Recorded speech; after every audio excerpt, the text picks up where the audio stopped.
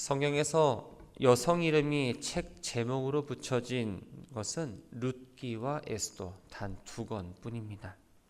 에스더와 룻기는 남성 중심 시대에 주인공이 여성이라는 공통점이 있지만 룻기는 여주인공이 이스라엘 사람이 아니라 이방 모압 출신의 여인이고 과부라는 점에서 매우 특이합니다.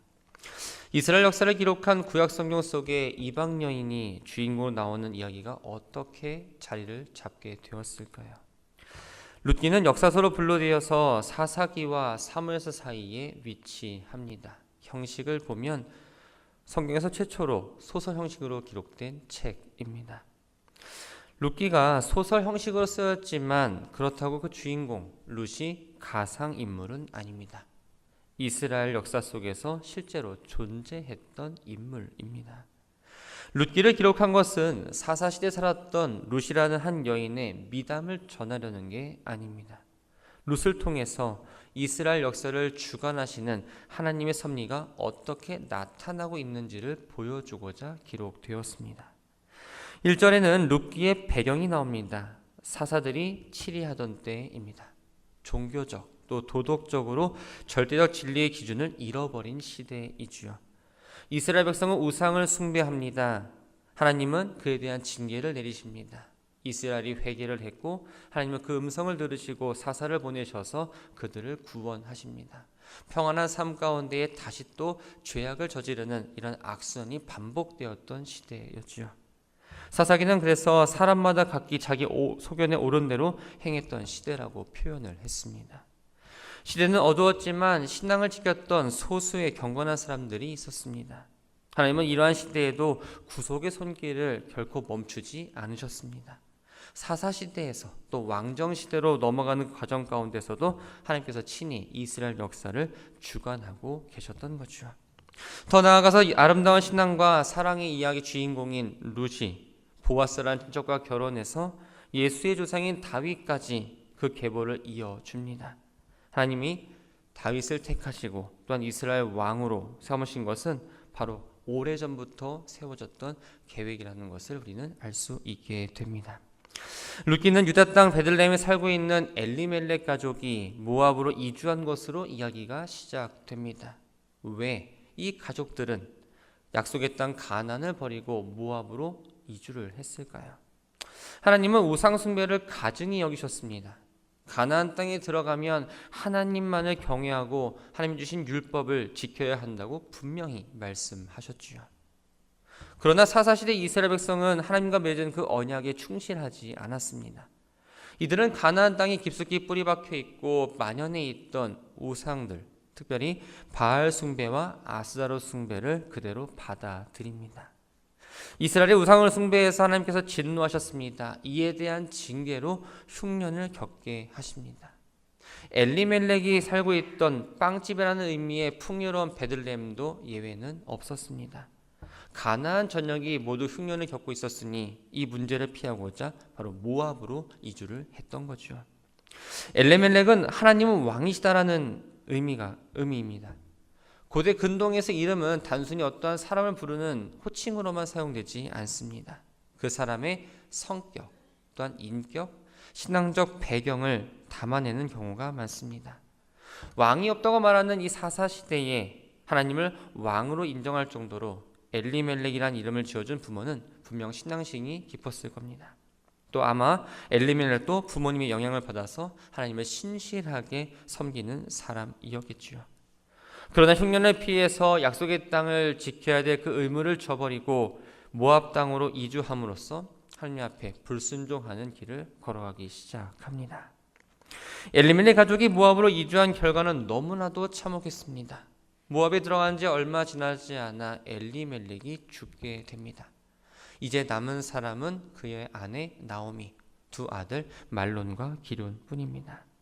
흉년을 피하려고 잠시 모압으로 와서 살았는데 언제 다시 고향으로 돌아가겠다는 계획도 세우지 못하고 낯선 땅에서 힘들게 생계를 이어가고 있었습니다. 그 사이 아들들은 장성을 했고 오르바와 룻이라는 모압 여인을 아내로 맞이하게 됩니다. 율법에는 가나안 땅의 여인들과 결혼하지 말라는 직접적인 명령은 있지만 모압 여인들과 결혼하지 말라는 명령은 없습니다.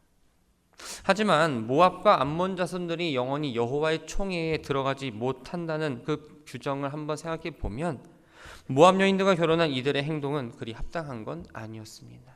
또 비록 불가피한 사정으로 모압 땅으로 이주는 했지만 하나님이 선택받은 민족으로서의 그 정체성은 잃지 말아야 했습니다. 또 유대 지방에서는 모압 지방과 거리상 그리 멀지 않기 때문에 마음만 있다면 아내를 유대에서도 충분히 데려올 수가 있었죠. 그러나 나오미의 두 아들은 이방 땅에 살면서 그곳의 풍습과 문화에 이미 동화되었기 때문에 하나님을 섬기지 않는 여인들과 결혼하는 것에 대해서 주저하지 않았습니다. 하지만 말론과 기론 역시 모압 땅에서 죽음을 맞이합니다. 나오미는 모압 땅으로 이주한 지 10년 만에 남편과 두 아들을 잃었고 재산마저 다 탕진해버리는 비참한 처지를 겪게 됩니다. 그러던 어느 날 이스라엘이 기근에서 벗어나서 풍년이라는 소식이 모압까지 들려옵니다.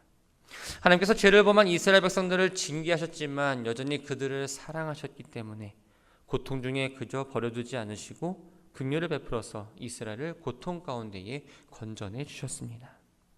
이스라엘의 풍년이라는 소식에 나오미는 기뻤습니다. 그래서 두 며느리와 함께 베들레헴으로 돌아갈 준비를 합니다. 나오미가 베들레헴으로 돌아가려는 것은 단순히 육체 양식이 해결됐기 때문이 아니죠. 베들레헴이 흉년이었을 때도 지금 머물고 있는 모압은 흉년이 들지 않아 먹고 사는 데는 전혀 문제되지 않았습니다. 나오미는 자기 가정이 왜 불행을 겪었는지 알았습니다. 자신의 무너진 삶과 또한 상처받은 영혼은 또 어느 곳에서 위로받을 수 없고 회복될 수 없으며 오직 하나님의 품으로 돌아가야지만 가능하다는 것을 알기 때문에 진정한 안식처로 돌아가고자 베들레헴으로 돌아갈 준비를 했던 겁니다. 오르바와 룻은 나오미와 함께 유다 땅으로 돌아가려고 길을 나섭니다. 그때 나오미가 두 며느리에게 고향으로 돌아가라고 이야기합니다. 나오미와 두 며느리는 과부입니다. 과부는 아시는 것처럼 고아와 나그네와 함께 사회에서 소외되거나 약한 계층에 속합니다. 과부로 산다는 것 너무나 어려운 일입니다. 더군다나 이 며느리들은 지금 이방인입니다. 낯선 생활 양식과 문화, 반겨줄 사람이 하나 없는 베들레헴에 가서 산다는 그 처지가 너무나도 안타깝고 불쌍했습니다. 그래서 며느리들에게 가장 유익이 되는 게 무엇일까 생각을 해봅니다. 당시 사회에서 여성이 마음의 안정 또한 경제적 안정을 누리는 가장 보편적인 방법은 결혼이었습니다. 그러다 보니 초혼뿐만 아니라 젊은 과부들에게 재혼이 장려되기도 합니다. 나오미는 그동안 죽은 시아버지와 남편 자신에게도 잘 해주었으니 하나님께서 며느리들이 고향으로 돌아가서 결혼도 하고 편안한 삶을 살게 해주실 것을 바랍니다. 그리고 두 며느리에게 입을 맞추게 되지요. 입맞춤은 구약시대에 반가운 사람을 만나거나 절친한 사람과 헤어질 때 하는 인사입니다. 지금 상황을 보면 반가운 인사라기보다는 상대방을 가슴에 묻어둔 채 기약 없이 헤어져야만 하는 작별 인사에 해당이 됩니다. 베들레헴에서 나올 때에 남편과 아들 둘이었는데 이들을 모두 잃은 상태에서 두 며느리마저 떠난다는 것은 나오미에게는 완전한 상실을 겪게 하는 거였습니다. 남편과 아들을 잃고 아무 힘도 없는 과부지만 서로 위로가 될 수 있는 며느리들과 헤어진다는 건 너무나도 큰 아픔이었죠. 이것을 나오미만 아는 것이 아니라 두 며느리도 잘 알고 있었기 때문에 너무나도 고통스러웠습니다. 헤어질 수도 없고 그렇다고 헤어지지 않을 수도 없는 그 딜레마 가운데에 새 여인은 목 놓아 웁니다. 나오미의 생각과는 달리 두 며느리는 어머니와 함께 베들레헴으로 가겠습니다라고 이야기합니다. 이 말에는 이방인인 자신들이 유다에 가 살면서 종교적 차이, 문화적 차이, 여러 가지 어떠한 살면서 겪게 되는 문제들을 다 내가 감수하겠다라는 의미가 담겨 있습니다. 그러나 나오미는 두 며느리가 자신을 따라가게 되면 평생 과부로 산다라는 것을 알았기 때문에 어떻게든 이 며느리들을 친정으로 불러보내려고 설득을 하죠. 12절과 13절을 보면 이렇게 되어 있습니다. 자기에게는 남편될 만한 아들이 없을 뿐만 아니라 나이가 많아 재혼도 할 수 없으며 만약 재혼을 해서 아이를 가진다고 해도 그 아이가 자라서 오르바와 룻의 남편이 될 수 없다라고 말합니다. 이들이 돌아가서 당장 재혼할 수 있는 방법은 다른 사람과의 재혼입니다. 그러나 이스라엘은 이방 여인과의 결혼을 금했기 때문에 그 가능성은 너무나도 희박했습니다. 이번에는 또 다른 이유를 듭니다. 13절에 여호와의 손이 자신을 치셨다라고 말합니다. 나오미는 할미 뜻대로 살지 않아서 모압에서 남편과 두 아들을 잃었고 초라한 모습으로 다시 고향으로 돌아가는 그 부끄러움을 겪는 것까지, 그 고난의 모든 고난이 하나님의 징계라는 것을 지금 인정하고 있습니다. 이 이야기를 하는 건 바로 오르바와 룻이 어떤 희생을 감수하고더라도 나오미를 따르려 한다면 자신들이 믿던 신을 버리고 하나님께서 인도하신 대로 순종해야 한다는 신앙의 결단을 내리라는 의미입니다. 자신의 고향, 또 친척, 아버지의 집을 떠나 풍습도 다르고 언어가 다른 먼 나라로 간다는 건 결코 쉬운 일이 아닙니다. 그런데 어릴 때부터 섬기던 신을 버리는 것 역시 너무나도 어려운 일이었죠. 내가 섬기던 신을 버리고 하나님을 믿는다고 신앙을 고백하고 그들의 공동체에 들어가서 산다는 것은 애정이나 어떤 자신의 의지만으로는 감당하는 게 쉬운 일은 아니었습니다. 결국 오르바는 고향으로 돌아가는 것을 선택합니다. 그러자 나오미는 룻에게도 고향으로 돌아가라고 권유하지요. 룻이 베들레헴에 가면 보장된 게 하나도 없습니다. 비참하고 어려운 상황 가운데서 계속 살아갈 수밖에 없었습니다. 차라리 오르바처럼 고향으로 돌아간다면 익숙한 환경에서 고향 사람들과 함께 자신이 섬겼던 그 신을 쭉 섬기면서 편하게 살 수 있었습니다. 그러나 룻은 친정으로 돌아가라는 그 나오미의 말에 그러지 말라면서 어머니께서 가시는 곳이 나도 가는 곳이고 어머니가 머무는 곳이 내가 머무는 곳이고 어머니 민족이 내 민족이며 어머니 하나님이 내 하나님이고 어머니가 죽는 곳에서 나도 같이 죽겠다라고 말합니다. 룻은 거처뿐만 아니라 삶의 방식과 종교까지 나오미와 일치된 삶을 살아가겠다는 굳은 각오를 보여주었습니다. 이러한 결단은 시어머니를 끝까지 모셔야 한다는 어떤 윤리적인 책임과 홀로 남게 된 어머니에 대한 그 동정심 때문이 아니었습니다. 나오미의 삶과 그 인격, 무엇보다 나오미가 믿고 있는 그 여호와 하나님에 대한 신앙이 있었기 때문입니다. 심지어 만일 내가 죽는 일 외에 어머니를 떠나면 여호와께서 내게 벌을 내리시고 더 내리시기를 원한다라고 맹세합니다. 고대 근동에서 이런 저주의 맹세는 만약 그렇게 되지 않으면 내 손에 장을 짓겠다라는 마치 허풍 같은 맹세가 아니라 목숨을 건 강력한 맹세입니다. 당시 근동지방의 이방인들은 하나님을 엘로힘이라 불렀고 이스라엘 공동체 내에서만 하나님을 여호와라고 불렀습니다. 즉 룻은 평소 나오미를 통해서 하나님에 대해서 알고 있었고 하나님의 이름으로 맹세함으로써 이미 자신도 언약 백성에 속해 있음을 고백한 것이었던 겁니다. 신앙의 결단을 분명하게 내렸던 거죠.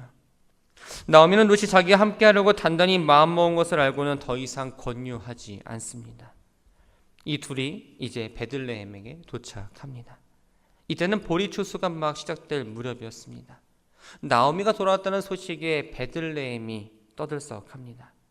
베들레헴 사람들은 나오미가 돌아온 것에 대해서 너무나 기뻐했습니다. 하지만 동시에 10년 전 함께 떠났던 엘리멜렉과 두 아들이 보이지 않고 뜬금없이 이방인 며느리와 함께 비참한 모습으로 돌아왔기 때문에 너무나도 충격적이었습니다. 나오미는 베들레헴 사람에게 자신을 나오미라 부르지 말고 마라라 부르라고 말합니다. 나오미는 기쁨, 또 즐거움, 사랑스러운 자라는 뜻입니다. 그런데 이름과는 달리 10년 만에 남편과 두 아들을 모두 잃었고 빈털터리가 되어서 비참한 신세로 돌아온 자신의 지금 모습은 바로 쓰라림과 괴로움을 뜻하는 마라와 같은 거였지요. 오늘의 말씀을 정리합니다. 사람들은 누구나 만사형통하기를 원합니다.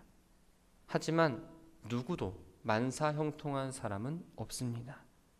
평탄한 길만 걸어가지 않습니다. 오늘 무슨 일을 만날지 또 어떤 일이 일어날지 아무도 모릅니다. 새로운 날을 시작하면서 오늘은 조금 좋은 일이 있으면 좋겠다라고 바람을 갖고 또 좋은 일을 겪는 분도 있겠지만 우리의 마음을 힘들게 하는 일들도 찾아옵니다. 험한 산을 겨우 넘고 한숨을 돌리면 바로 앞에 건너야 할 강이 나타납니다. 강을 잘 건너고 나면 또 깊은 계곡이 눈앞에 있습니다. 때로는 아무런 희망조차 없어 보이는 가뭄을 겪기도 합니다. 감당하기 어려운 일을 만났을 때 우리는 자연스럽게 그 일을 피하려고 합니다. 그러나 피한다고 해서 그 문제가 결코 해결되지는 않습니다. 사사시대 유다 땅에 심한 가뭄이 들었을 때 엘리멜렉은 그 가뭄을 피해 가족들을 데리고 모압으로 이사를 갑니다. 하지만 살려고 간 모압에서 엘리멜렉은 죽었습니다. 아들들이 장성해서 결혼했지만 그들 역시 그 땅에서 얼마 안 되어 죽습니다. 가뭄은 피했지만 죽음은 결코 피하지 못했습니다. 인생에서 만나는 모든 문제들은 피하는 게 아니라 풀어내야 합니다. 하지만 그 문제를 내 힘만으로는 결코 풀 수 없습니다. 그래서 하나님은 예수 그리스도를 이 땅에 보내주시면서 그 이름을 임마누엘이라고 하십니다. 즉 주님이 우리와 함께 하시며 우리를 도우신다는 그 약속이었던 거죠. 나보다 나를 더 잘 아시고 내 문제 역시 잘 아시고 해결하실 수 있는 분은 오직 하나님 한 분뿐입니다. 그렇기 때문에 우리가 하나님과 함께하고 하나님과 함께해서 문제와 고난을 풀어내고 극복하는 최선의 삶을 우리는 살아내어야 합니다. 이 자리에 모인 우리 모두는 하나님을 믿는 하나님의 사람입니다. 하나님의 사람은 가뭄과 같은 일을 만났을 때 소극적으로 반응하며 피하는 사람들이 아닙니다. 하나님이 나와 함께 하신다는 것을 믿고 믿음으로 적극적으로 풀어내는 사람들이라는 거죠. 블레셋과의 전쟁에서 거대한 장수 골리앗을 만난 이스라엘 백성들은 두려워하고 피하려 했습니다. 아무도 골리앗을 상대하려고 하지 않았죠. 하지만 다윗은 달랐습니다. 골리앗이라는 감당할 수 없는 문제를 결코 피하지 않았습니다. 만군의 하나님께서 나와 함께 하신다는 것을 믿고 그 문제를 풀어 나갑니다. 다윗 개인의 힘이 아니라 하나님이 다윗과 함께 하셨기 때문에 골리앗이라는 문제를 무너뜨리고 풀어낼 수가 있었습니다. 하나님이 나와 함께 하신다는 것을 믿고 믿음으로 나아갈 때 인생에서 겪는 우리들의 가뭄과 같은 문제들을 해결할 수 있고 고난을 극복하며 나아갈 수 있습니다. 남편을 잃고 과부가 된 나오미가 고향으로 돌아오려고 합니다. 이방신들이 가득했던 그 모압에서 자신의 힘으로 살려고 했던 모든 계획들을 내려놓고 하나님과 함께하는 인생을 걷기로 결단합니다. 그리고 졸지 남편을 잃고 과부가 된 처지가 된 두 며느리에게 각자 고향으로 돌아가라고 이야기했죠. 그러나 룻은 시어머니 나오미와 함께 베들레헴으로 돌아오기로 결단합니다. 룻은 시어머니와 함께 가려는 길이 인간적으로 너무나 힘든 길인 걸 알았습니다. 수많은 고난이 있다는 걸 알았죠. 하지만 그러한 것들을 이길 수 있는 최선의 길이 무엇인지 알았습니다. 바로 시어머니가 믿는 그 하나님을 나의 하나님을 믿고 고백하며 하나님과 함께하는 인생을 선택하게 됩니다. 혹시 여러분들 가운데 지금 마라와 같은 어려움을 겪고 있다면 혹 오늘 하루를 살면서 어려운 문제를 마주하게 된다면 포기하거나 피하지 마시기 바랍니다.